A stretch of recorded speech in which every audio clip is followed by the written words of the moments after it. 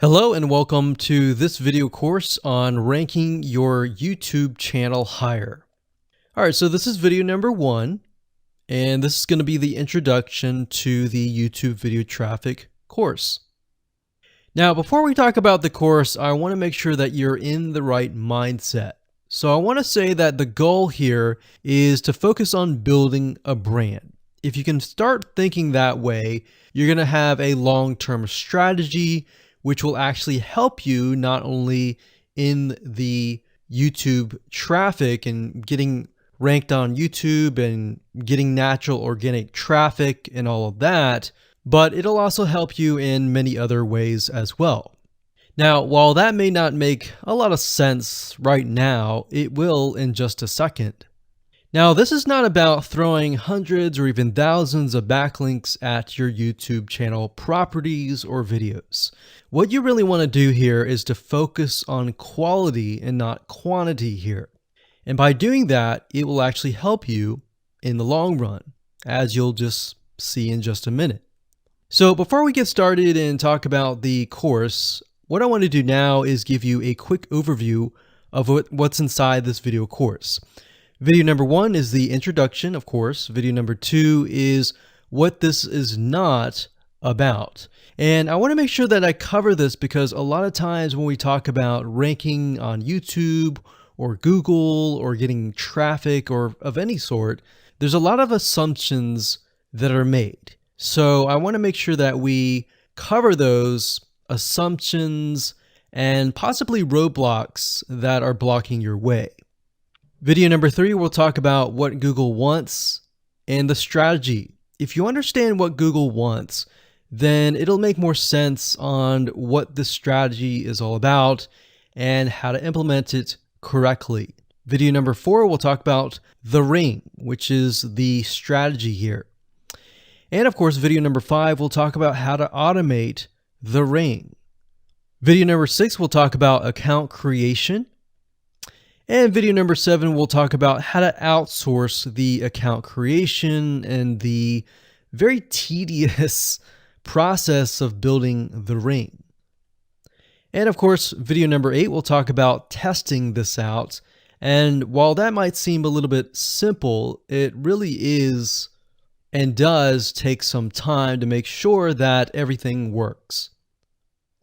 So with that said, let's talk about getting started and what you're going to need. You're obviously going to need a product or service to sell. You're going to need to have a YouTube channel. You're going to definitely need to have money to outsource. If you do it yourself, it's going to take about a week or sometimes 2 weeks. But once it's set up and is good to go, then everything is automated. But at the end of the day, your time is valuable, so I recommend just outsourcing this process. But knowing how everything works and all of that will allow you to teach whoever you outsource this to, or you can pick and choose people that we will recommend that we have used personally to set things up for you as well. So with that said, let's move on to video number 2. Hello and welcome back. This is video number 2, and we're going to talk about what this is not. One of the biggest mistakes that we see a lot of people make is they assume that they know certain things, they know the strategy, they bring in what they already know and what they've seen work, and automatically assume that that is what the strategy is about. But by doing that, what ends up happening is we see that people set themselves up for failure.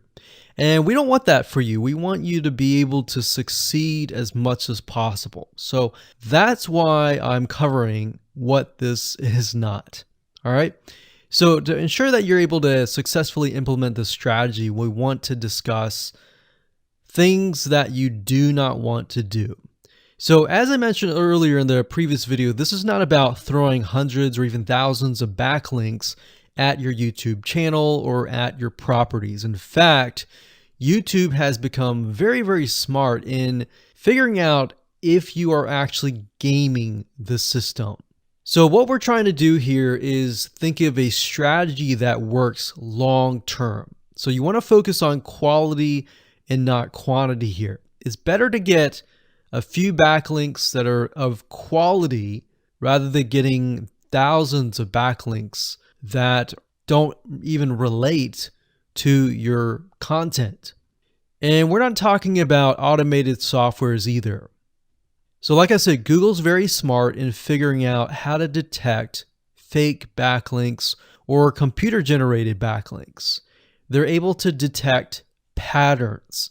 So what you're trying to do here is not follow any sort of pattern whatsoever. You want to make sure that it looks natural as possible, because otherwise Google will penalize you in the future. May not be this month, may not be this next year. It may be the 2 years later kind of thing, or it might be even this month. So what you really want to do is focus on a long-term strategy that is going to last. Now, obviously, we're not going to know exactly if the strategy is going to last or not, but part of the strategy is figuring out what Google wants and fulfilling that. Now, one secret to knowing whether a strategy will last or not is to ask yourself these questions. So this strategy, along with other strategies, you should ask this question over and over. Is this a shortcut? And does this seem spammy? And best of all, will this upset your visitors? So the people that are coming to your YouTube channel via google.com or any other site, is this going to upset them? Because if it does, then guess what? Google is not going to like what you're doing, because they care more about the people that go to Google or go to YouTube and type in a keyword. They care more about them because they are who they are catering to, essentially. So now that that is out of the way, let's discuss what Google wants, which is really the crucial step in understanding why the strategy will work. So now that you have an idea, don't upset the visitors. If it's spammy, if it's a shortcut, this is going to upset them, right? So what is it that Google wants in relation to this? Well, we'll talk about that in the next video. Hello and welcome back. This is video number 3, and this is all about what Google wants and the strategy. Now, we don't know exactly whether this is true or not, but based on the data that we have seen and based on the data that not only has worked for us, but for many others, is that Google likes brands. Now, it's not necessarily that they are particularly liking brands because brands make a lot of money or anything like that, but what we've realized are certain variables that make a brand stand out. So they don't exactly go out and tell people that they like brands, but based on the data that we've seen, we have seen brands rank better. So why is that? Why is it that Google seems to rank brands better? It's because brands last long term, and they oftentimes provide value. Remember, going back to what makes the visitors happy, it's the value that they are offering, right? At least the majority. So you'll notice that brands tend to have a really good following of fans that love their content. So why is that important?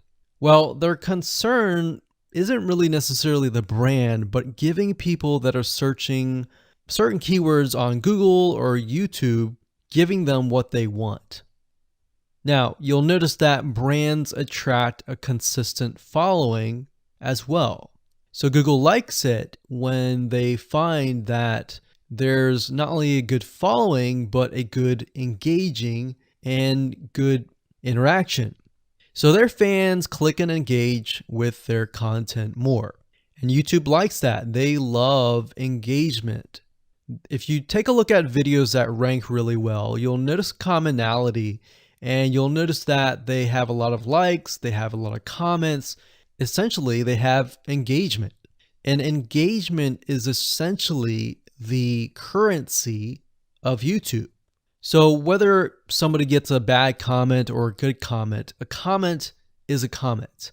A comment essentially, if you think about it, is worth about $1.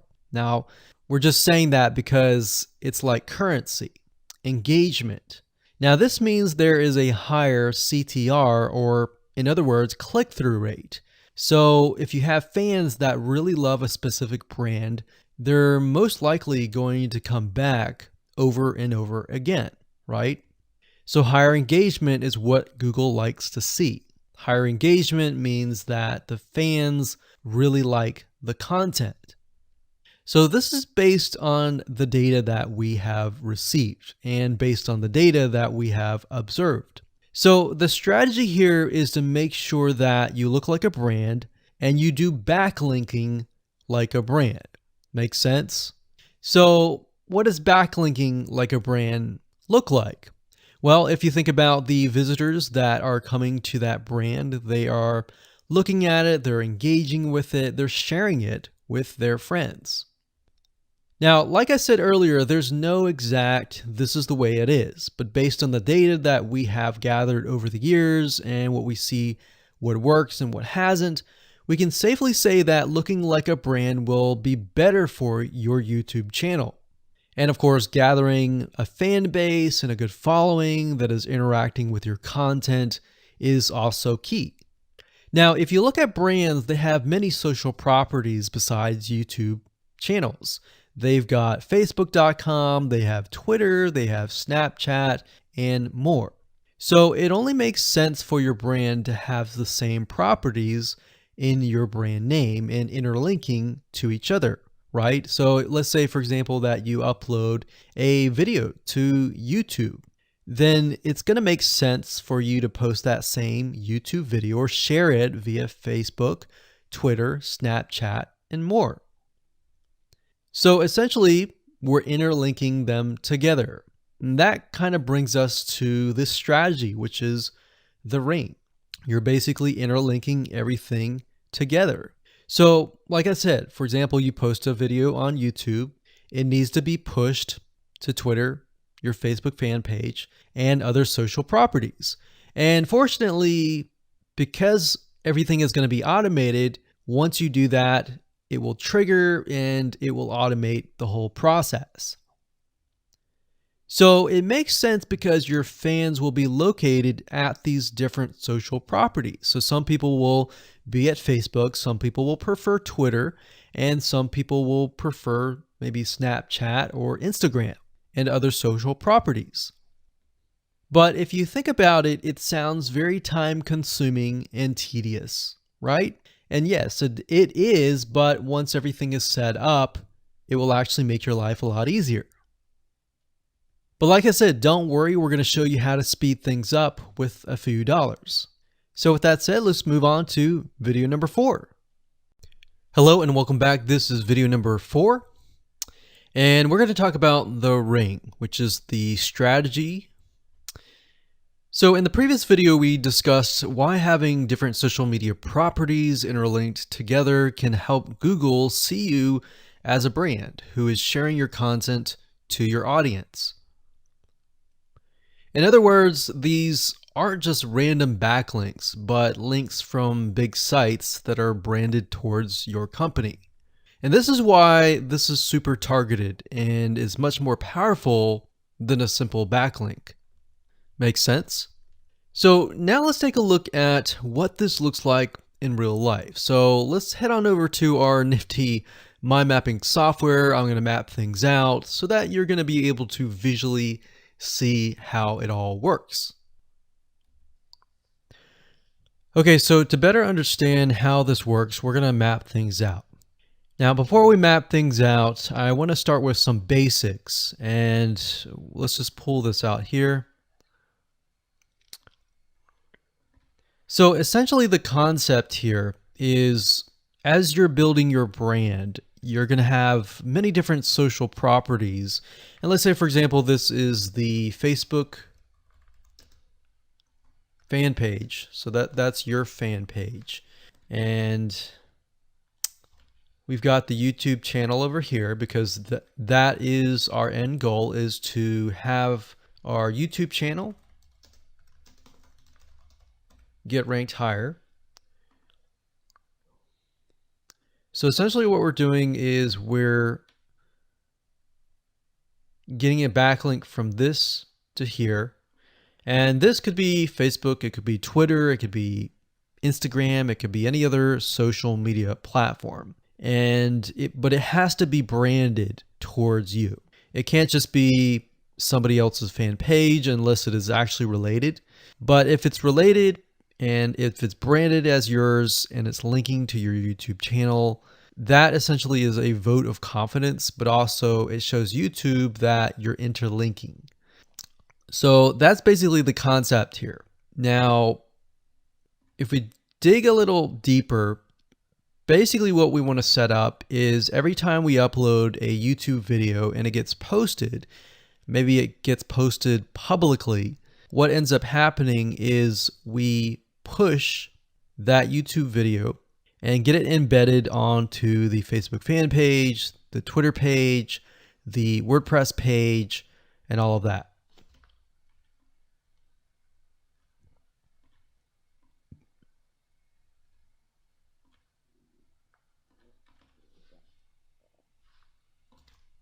So we'll put Twitter.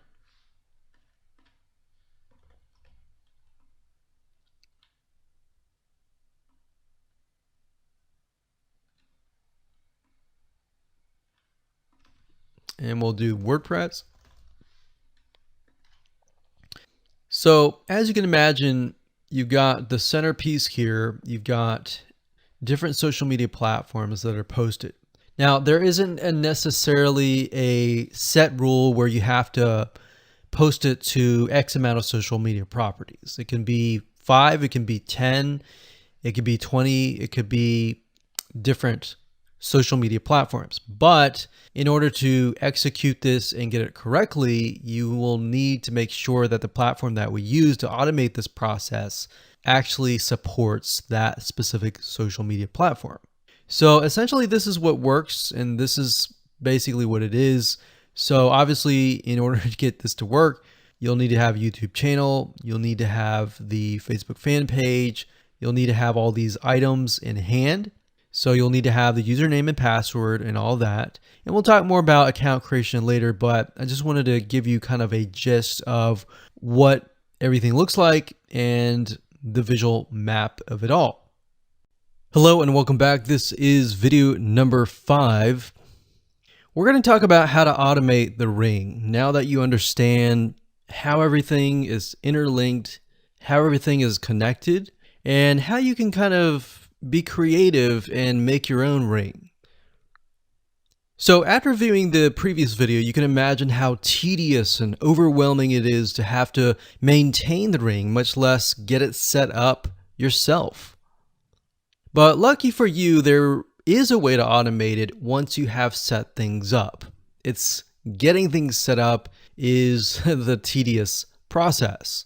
Now, there's a software platform called IFTTT, and there's another one called Zapier.com that allows you to automate the process of moving content all around your social properties. So you could take a YouTube video and have it pushed to your WordPress site. And by pushed, I mean have it embedded on your WordPress site and then have it shared on your Facebook fan page, your Twitter page, your Instagram, and all of that. So you have essentially what we call triggers that whenever the trigger happens, then something else happens. So what IFTTT stands for is if, then, this, that.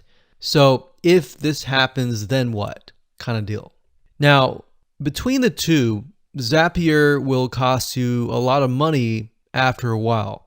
A lot of times they'll give you some free triggers and zaps, which is what they call it.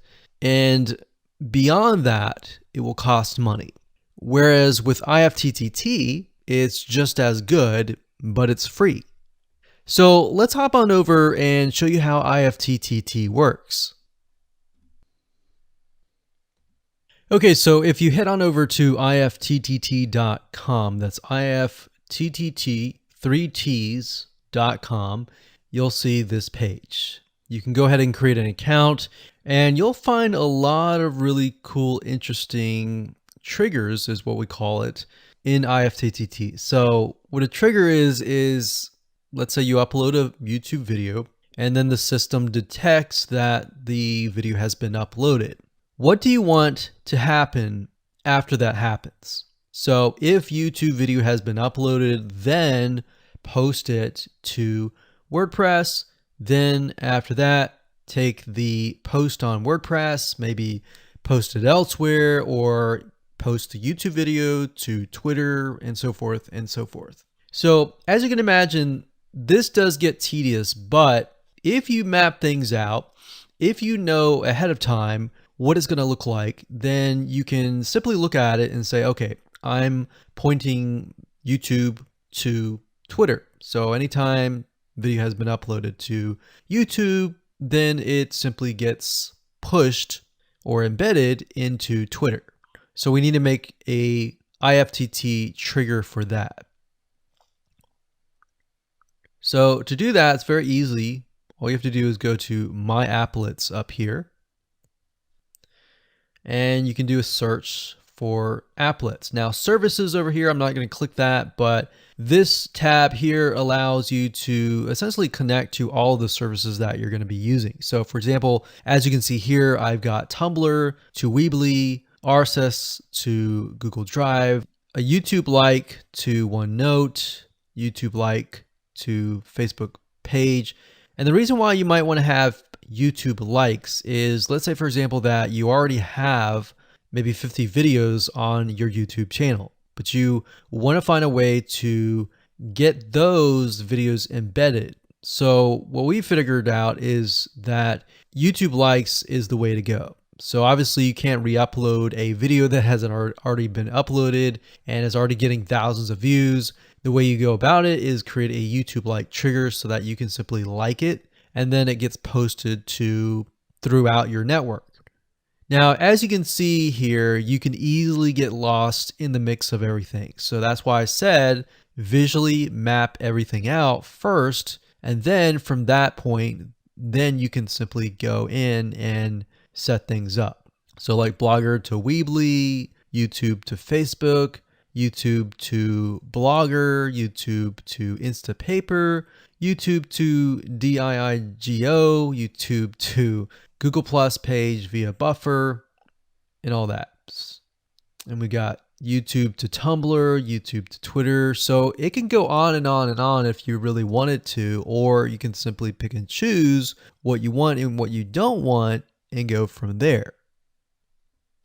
Now, in order to turn them on, you can simply click here to turn them on. But for the sake of just showing you, this is what it looks like. So as you can see, the Tumblr to Weebly is activated. So when it is activated, it'll have the on button and the green light. Hello and welcome to video number 6, and we're going to talk about account creation. Okay, so obviously in order to set up the IFTTT ring, you need to have accounts for all of your branded social properties. So in other words, you need to have the username and password for Facebook, for Twitter, for all the other social media properties. Now, obviously, if you already have some, then great. You don't have to create those. But for the ones that you do not have, you want to be able to create those. Now, while that does sound very simple, there's a few things that you really need to focus on. So to make sure that you're successfully able to do this without risking your accounts being closed, and that does happen, we're going to cover a few things that you must do with all of your accounts. In fact, some of our accounts have been banned or closed by mistake because it has to be done a certain way. So you need to make sure that you have everything correct. Now, first, you need to have an email address, preferably a Gmail account or an email account that is reliable. And you need to have one email address for that. Typically, you want to have something that is branded as well, because you never know with these social media platforms if they're analyzing every step of the process. Now, most social media accounts we have found require you to have a unique telephone number. So you will need to use either yours or you'll need to get one. If you don't have one and you don't want to use your personal telephone, there are several places to get unique telephone numbers that can be used for both voice and SMS. And the reason why you want to have it for SMS as well is because some of these social media platforms will send you a text message. Now, one in particular that we use is called line2.com. That's line2.com. And of course, there are many out there, but this is just one that we have tested and it works really well. So a lot of times when you create a brand new social media property, an account, you need to have a unique telephone number. Now, the reason for needing a unique telephone number is because most social media platforms, they really want to make sure that you are legitimate, especially nowadays. They have a lot of checks and balances and things that you need to get around to make sure that your account stays open. In fact, recently Facebook has been on a major crackdown, especially with everything that's been going on in the news. They want to make sure that you are legit and that you are not fake. Another thing is you'll also need to have a short bio, a description about your business, your website URL, a picture that is yours, and a professional, or if you don't have your picture, you can use a professionally royalty-free stock photo. Now, why do you need all this information? Well, the reason why you need all this information is because when it comes to account creation, you are going to need to have every piece of these items in hand to copy and paste over. Obviously, if you outsource this process, it's going to be a lot easier. And with that case, you're definitely going to need these items. And it's just going to make your life a lot easier when you're able to copy and paste and all of that. Your picture is actually very important because even Facebook will review photos on all accounts to make sure that fake accounts are not created. In fact, we created an account one time and it was using kind of a fake image. And even though it was royalty free and all of that, Facebook declined it and in fact did not approve the account. So they really want to make sure that your account is legitimate. Now, it's best if you take all this information and you write it out in an Excel spreadsheet so that you have it in hand, you have the username and passwords of all the social media properties, and you can simply log in and begin to create the accounts. So those are kind of the best practices that we have found over the years in terms of creating accounts. And while some of those seem very basic, the one that really stood out that was really important was making sure that you had that unique telephone number. Okay, so hello and welcome to video number 7. We're going to talk about outsourcing. So as you can imagine, creating a ring is very time consuming, especially depending on how big the ring is and how many rings there are and all of that. So it can go anywhere from a few hours to a few days to even a few weeks. And that's the reality of it, is it takes hard work, but once it is set up and running, then you will begin to get better search engine ranking and you'll be able to get more exposure. So like I said, it can take a week or two for someone who's never done this before. In fact, if you outsource it, it's most likely going to take about a week for somebody who knows how to get things done, because account creation takes a lot of time, and then connecting everything from the triggers to the if else statements and all of that. So what we found over the years is outsourcing is worth it. It's only about $50 to $100 if your 2 weeks are worth more. Obviously, if you're struggling with money and time is of essence and you have a lot of time, then you can set these up yourself. But for the most part, we found that you really need to focus on your business and on whatever you're promoting. So go ahead and outsource this and it'll be worth your while. So let's discuss where you should go to find someone, and lucky for you, we've actually used several of these places. So we will show you particular vendors and freelancers that we have used so that you can simply just copy and paste. So what you want to do is you want to go to a specific website called legit.com with 2 I's. So LEGIIT.com. And when you get to this page, you want to type in IFTTT up at the top in the search bar, click enter, and then you're going to see a bunch of freelancers that can provide this service. So as you can see here, it says I will create an IFTTT network, and as you can see, there are like 4 different rings. So typically one ring will cost you about $50. So this guy here, his name is Gemini Guy. We've actually used him before and gotten fairly good results. And what he'll do is all you have to do is give him the information for, like I said, the accounts, and have the username and password. And what we usually do is we create a brand new email account. So it's nothing related to the old business accounts or anything like that. So it's a new email account, all the information on a spreadsheet, and then we send it over to him. He creates the accounts, and then he logs into your IFTTT account, which you'll need an account for that as well. And then he'll set everything up. There's a lot of people that are doing this type of stuff. Some are doing like video embeds. And that's another thing with YouTube. One ranking factor is the more embeds, the better. But the more embeds that are done on a branded social property or a property that is actually related to your theme, that is actually better. The reason why is an embed is kind of considered a backlink to YouTube. So if we were to create a IFTTT network that is specifically creating as many embeds in different social media properties, that can help as well. So we can have a ring or several rings, and on top of that, we can have video embeds. Now, the nice thing about legit.com is it's really focused on a lot of online marketing, SEO, and other different services like backlinks, PBN links, and all of that.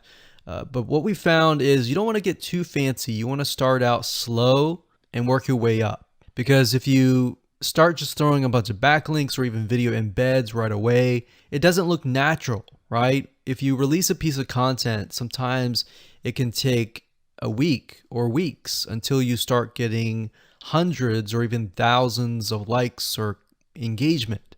So you don't want to throw thousands or even hundreds of thousands of backlinks right away, right? So that's not going to look natural. And going back to what we talked about earlier in the previous videos, does it look natural? If it doesn't look natural or doesn't seem natural, then that can be a problem.